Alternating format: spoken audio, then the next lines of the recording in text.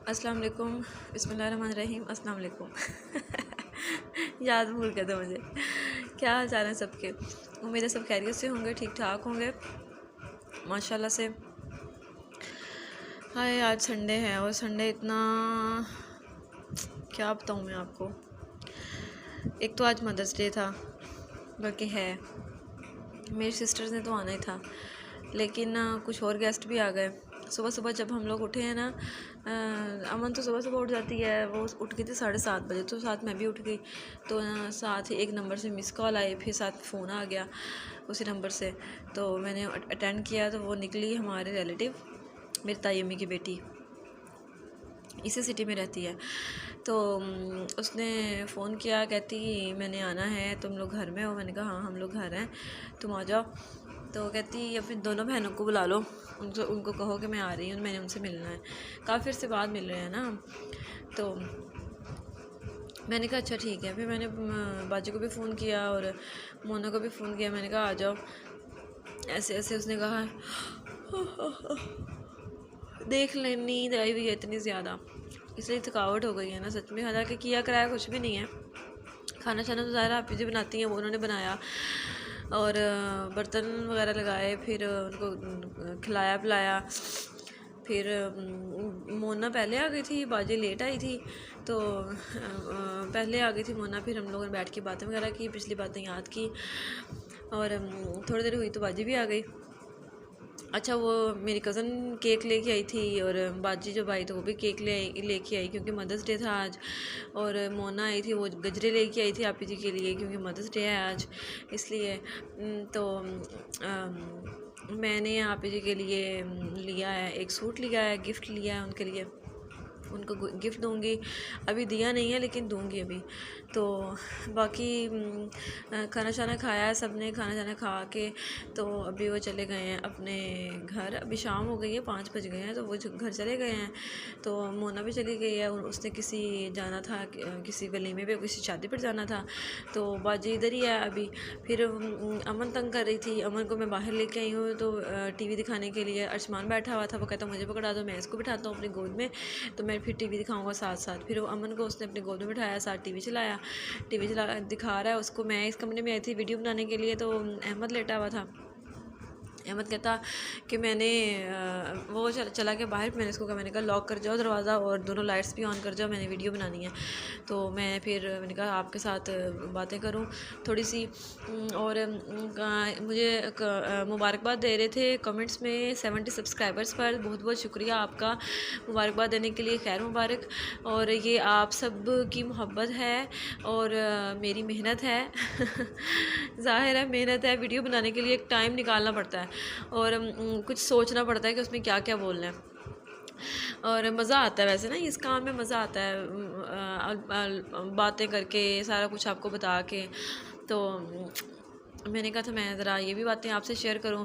फिर हमने जब जो वो कज़न मेरी केक लेके आई थी ना, वो चॉकलेट केक था माशाल्लाह। हम काफ़ी सारे थे, हम 13 14 15 अफराद थे, और केक जो था वो 2 पाउंड का था।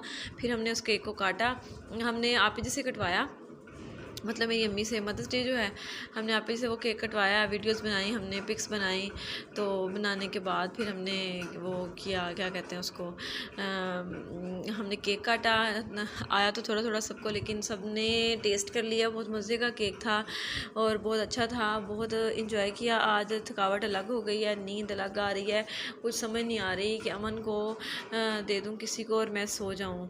अभी मैं उधर लेटी हुई थी ना उस कमरे में, तो दिल कर सक कि मैं सो जाऊँ बस। ये जो ड्रेसिंग मैं आपको दिखा रही हूँ, इसकी बड़ी लंबी चौड़ी कहानी है। हमारा ना पुराना ड्रेसिंग जो था ना, वो हमने दे के उसको फर्नीचर वाले को दिया, और उसको हमने ये वाला डिज़ाइन दिखाया कि इस डिज़ाइन का हमें बना के दे, और वाइट ही बना के दे। तो उसने ना अच्छा ठीक है कहता, उसने वो ड्रेसिंग भी ले लिया, जो ऊपर पैसे बनते थे वो पैसे भी हमने उसको दे दिए ताकि हमें जल्दी बना कर दे देगा। तो हम यहाँ शिफ्ट होने से पहले हमने ये सारा कुछ किया था। तो शिफ्ट जब यहाँ पे हम हो गए हैं, इतने महीने 2-3 महीने गुजर गए, फिर साथ में रमज़ान आ गया। फिर वो रमज़ान में सारे हर हफ्ते का जुमेरात को लेके आऊँगा, जुमेरात को लेके आऊँगा। अच्छा हम लोग इंतज़ार करते रहे। फिर ना आप जी को ना इतना गुस्सा आया ना, वो गई हैं उस फर्नीचर वाले की दुकान पे, उसको कह के हैं कि तुम हमारे पैसे भी वापस कर दो और हमारा ड्रेसिंग जो हमने तुम्हें दिया हुआ है ना वो भी वापस कर दो, क्योंकि ज़ाहिर है जो ड्रेसिंग पर चीज़ें रखनी हैं, कंगे वगैरह का, वो कोई लोशन कोई तेल वो इस तरह की चीज़, वो तो ऐसे रुल फिर रही थी हमारे, कभी इधर पड़ी हैं कभी उधर पड़ी हैं, कोई चीज़ें नहीं अपनी जगह से मिलती थी। तो हमने उसको कहा कि तुम हमें पैसे भी दे दो हमारे, और हमारा पुराना वाला ड्रेसिंग भी दे दो, हमने बनवाना है तुम्हारे साथ। और वो जो है ना फर्नीचर वाला, उसने हमारे घर के तकरीबन सारे फर्नीचर उसी का बना हुआ है हमारे घर का। हमने अभी यहाँ पे शिफ्ट होने से पहले ना हर कमरे में अलमारी भी बनवाई है कपड़ों वाली, तो वो भी उसी ने बना कर दी है हमें।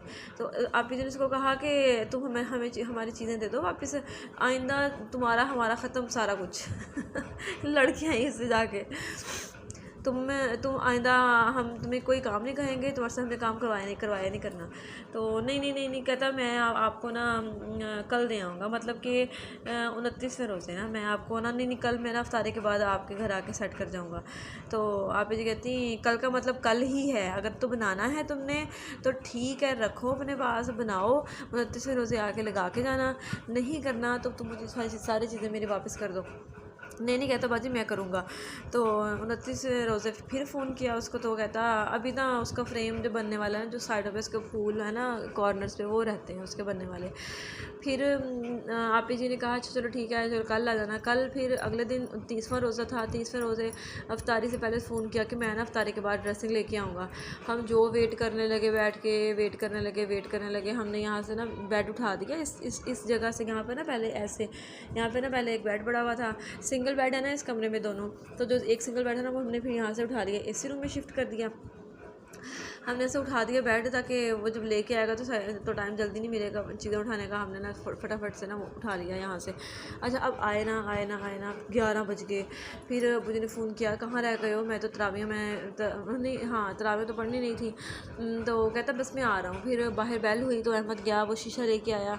बड़ा हमने एक्सपेक्ट नहीं किया था उससे, क्योंकि वो इस तरह की इतनी खूबसूरत चीज़ें नहीं बना सकता, लेकिन उसने बना दी। उसने कहा तुम लोगों ने मुझे हल्का लिया। तो फिर हमारा ड्रेसिंग आ गया, और बहुत खूबसूरत ड्रेसिंग है, देखिए माशाल्लाह जैसा उसको हमने कहा था वैसे बनाएंगे। जो दराज नीचे नज़र आ रहे हैं ये बड़े बड़े हैं, ये पार्टीशन नहीं है, ये ऊपर वाला ये 3 दराज हैं अलग अलग से, और दरमियान में पार्टीशन नहीं है इसकी। तो फिर कुछ अगले दिन ईद थी, फिर हमारी ईद को 4 चाँद लग गए। फिर हमने यहाँ पे ये अच्छा वाला कॉर्नर बन गया था। पहले ही ना ये वाला हमने मैट नहीं बिछाया हुआ था, ये मैंने ऑनलाइन मंगवाया था, मैंने आपको एक वीडियो में दिखाया भी था ये। तो ये हमने मैट पहले यहाँ पर नहीं बिछाया हुआ था। जब ये ड्रेसिंग आ गया तो फिर मैंने छोटी बहन से कहा, मैंने कहा ये ना वो मैट लेके आओ ऊपर स्टोर में से, तो वो बिछाते हैं यहाँ पे, ये अच्छा लगेगा। तो कमरा तो सज गया हमारा, इतना खूबसूरत हो गया कमरा हमारा।